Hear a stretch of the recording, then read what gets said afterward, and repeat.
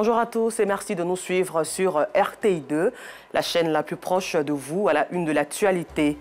Le Saplan, une danse du terroir à découvrir dans notre escale 225 tout à l'heure. Et puis hors de chez nous, la conférence mondiale sur le climat COP27 a démarré ce jour en Égypte. Encore merci à vous de nous suivre sur RTI2. Démarrons ce journal par une note triste. Kwadio Kwame, journaliste, présentateur à la radio-télévision ivoirienne RTI, est décédé dans la nuit du samedi 5 au dimanche 6 novembre 2022 à l'âge de 59 ans. Ancien présentateur du journal télévisé sur la RTI2, il rejoint la RTI Bouaké où il présentait le journal télévisé et était aussi le chef du service information télé.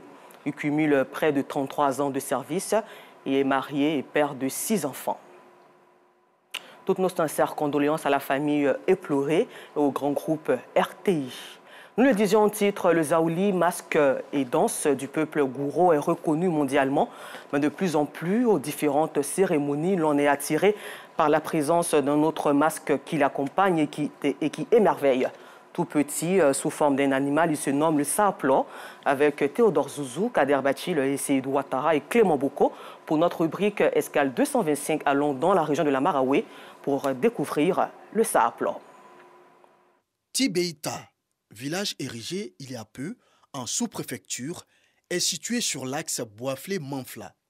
On y accède par une voie bitumée. Ici vit une population en majorité gouro. Un village qui s'est fait une réputation avec la danse Zaouli. Mais il existe plusieurs autres masques, dont le Saaplo qui se ferait progressivement un chemin. Aujourd'hui, le Saaplo est invité à toutes les cérémonies dans la région de la Maraoué comme dans d'autres parties du pays. Après les civilités, le consensus sur les conditions d'accès au Saaplo, les mannes sont invoqués.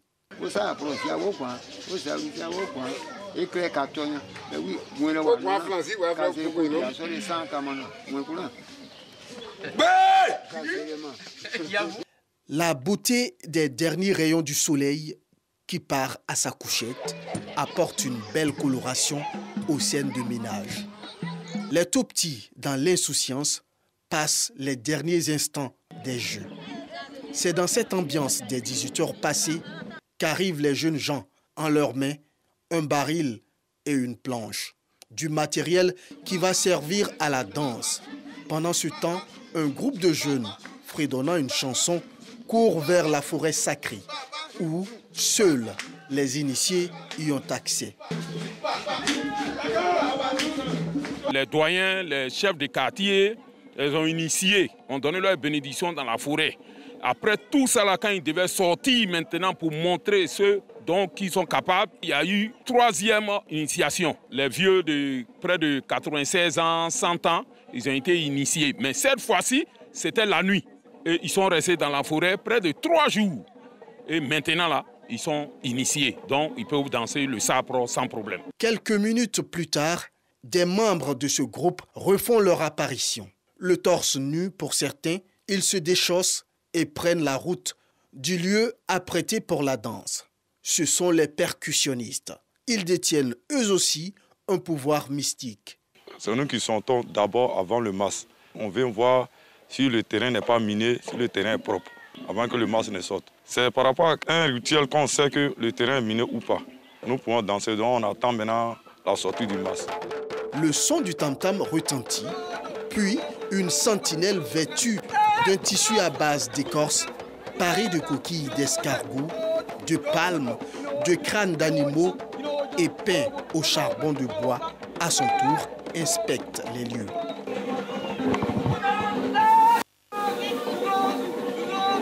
Le guerrier retourne à la forêt et en ressort, en sa compagnie, un être quelque peu étrange. Sans tête ni pied, paré, lui aussi, de palme. Il se déplace quand même avec une agilité déconcertante. C'est le Saaplan. La cadence endiablée du rythme des percussions amène les guerriers à user davantage de leur pouvoir magique. Quant au masque, il peut faire toutes sortes de prouesses en ce moment-là, sans la moindre crainte, comme ici.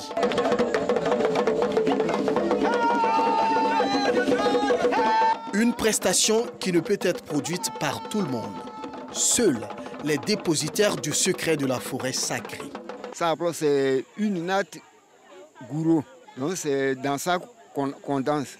C'est pour cela qu'on dit saplo. À n'importe quel moment, on peut danser. Moi-même, je ne sais pas comment il glisse. Donc il a appris. Si tu n'es pas initié, tu ne peux pas rouler. C'est un village qui possédait le saplo. Il y avait une manifestation ici, ils ont été invités et puis ils sont venus. Les gens de Bédiala, nos jeunes gens se sont intéressés. Puis ils ont été chez eux. Ils ont pratiqué moins de 7 ans et puis ils ont été initiés. Ils ont commencé à danser jusqu'à... Maintenant, quand ils ont fini là-bas, ils sont venus ici à Tibéita. Ils ont déposé le saplo. Et puis aujourd'hui, quand on parle du saplo dans le monde entier, c'est le saplo de Tibéita. Cet initié prend la relève à un certain moment pour permettre au masque de prendre un nouveau souffle. Bien que non initiée, la jante féminine ne peut résister devant ce spectacle. Les femmes jouent alors leur partition avec des acclamations. Les femmes ne dansent pas, c'est les garçons qui dansent. C'est dans de chez nous, à cause de ça, je laisse tout ce que je veux faire, je laisse pour venir assister. Parce que ça me plaît. Ce masque a d'autres atouts. Il guérit.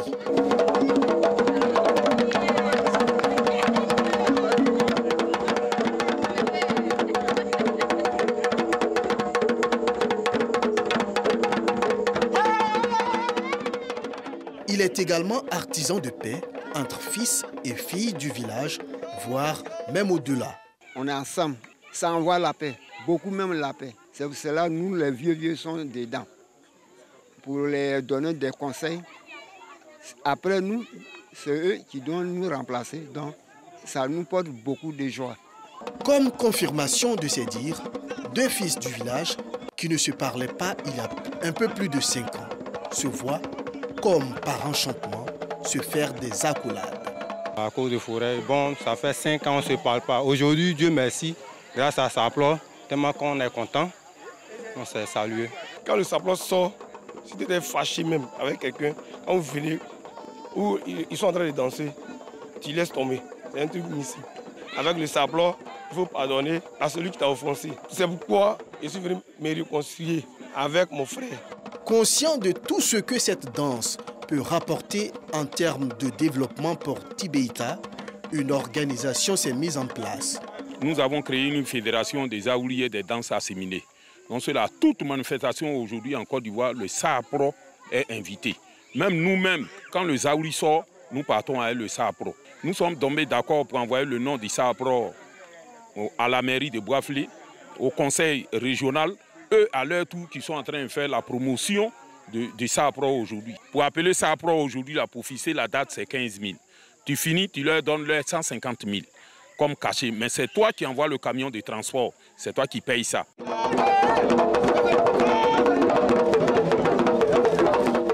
L'heure s'étant avancée, le Saplo retourne dans sa forêt sacrée. Ce masque demeure une véritable attraction et compte aujourd'hui dans le Gotha des masques qui renferment les mystères de l'Afrique noire. Un tour à Tibéita donc permet de contempler toutes ces merveilles.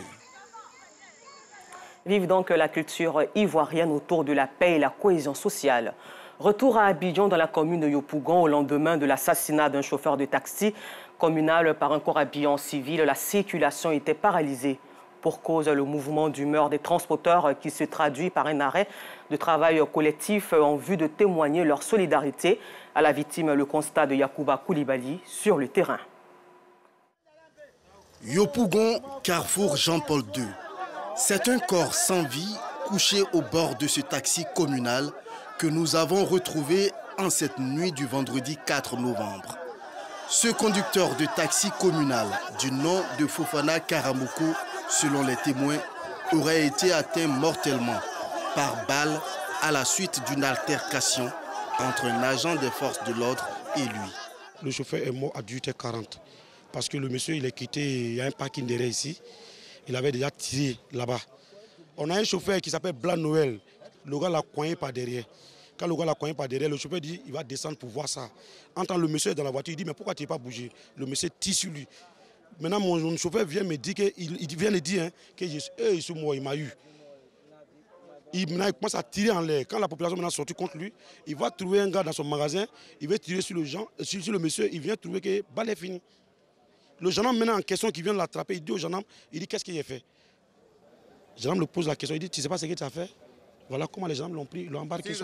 Une situation qui a paralysé le transport dans ce secteur de la commune de Yopougon.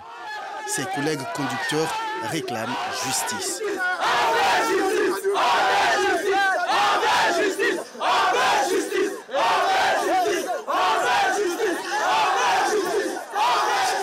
On ne monte pas avec un chauffeur, il faut monter. Quand on monte là, on dit chauffeur, je m'en vais ici. Si ça l'arrange, il va avec toi. Si ça ne l'arrange pas, il ne va pas avec toi.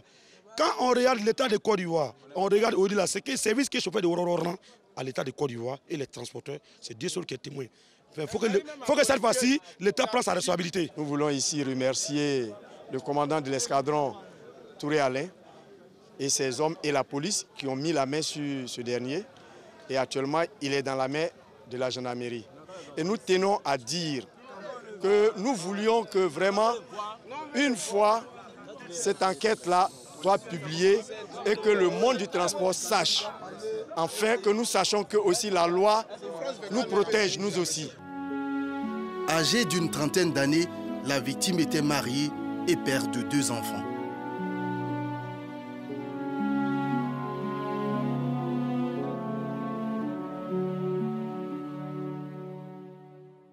C'était plutôt l'élément sur l'assassinat de Karamoko Fofana, machiniste âgé de 30 ans, marié père de 2 enfants. Dans la commune d'Adjamé, il y a un marché très fréquenté où on y trouve presque tout. Également réputé comme un lieu sans loi où se côtoient, selon certains dires, vendeurs, acheteurs et délinquants. Mais ce lieu ne les emplit pas les jours ouvrables de la semaine. Les samedis, quelle est donc l'ambiance qui y règne? La réponse dans ce reportage proposé par Théodore Zouzou, Giltonien, commenté par Joël Gosset. Le Black Market d'Adjamé grouille de monde. Piétons et automobiles peinent à se frayer un chemin.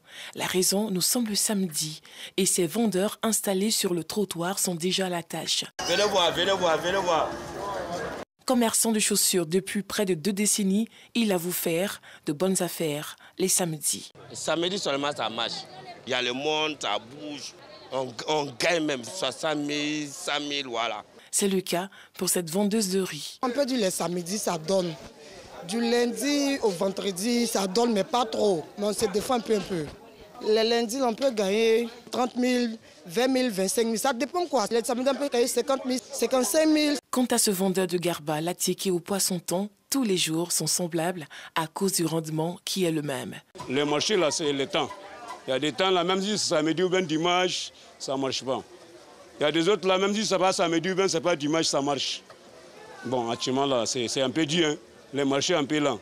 Ici, l'on trouve toutes sortes de marchandises. Cependant, les acheteurs qui fréquentent le marché optent pour la prudence. Souvent, on vole au lieu de mettre la marchandise de sachet, ils mettent autre article dans le sachet. C'est pourquoi qu'ils vérifient. Le samedi, il y a plus d'affluence que les jours. Parce que samedi, à mon avis, beaucoup d'hommes ne travaillent pas. Donc chacun vient faire sa achat et puis il rentre dans son quartier. Franchement, samedi, les prix ne flambent pas. Puisque nous sommes les habitués, nous sommes nos fournisseurs, nous les détaillants, on travaille tout le temps ensemble. Aujourd'hui, le Black Market a changé de visage pour le bonheur de ses occupants, mais aussi pour la clientèle. Il y a la sécurité ici, il y a les gens de la sécurité qui sont ici, qui nous envoient les problèmes les clients. Souvent, on se dirige là-bas et on arrive à s'entendre. Vous pouvez venir acheter vos téléphones, vos vêtements, il n'y a aucun souci. Nous avons une sécurité qui est vraiment permanente. Avec la présidente, nous sommes en train de œuvrer plus pour vraiment beaucoup plus d'amélioration. Samedi ou non, le Black Market est devenu un lieu important d'échanges commerciaux dont la réputation va au-delà des frontières de la commune et même de la Côte d'Ivoire. Un Black Market toujours bondé de monde. Hors de chez nous, près de 200 pays participent à partir de ce dimanche 6 novembre à Sharm el-Sheikh en Égypte à la conférence des Nations Unies sur le climat. COP27, vagues de chaleur, inondations, sécheresses et tempêtes mortelles, le monde subit les effets du changement climatique. Il y a donc urgence. Les émissions de gaz à effet de serre doivent en effet baisser de 45% d'ici 2030. Et puis en Tanzanie, selon un responsable de la police, un avion de ligne de la compagnie Precision Airlines a plongé ce dimanche dans le lac Victoria à une centaine de mètres de l'aéroport. Encore merci à vous, Afisiata Karamoko Dosso, pour vous servir ce soir sur RTI2, la chaîne la plus proche de vous.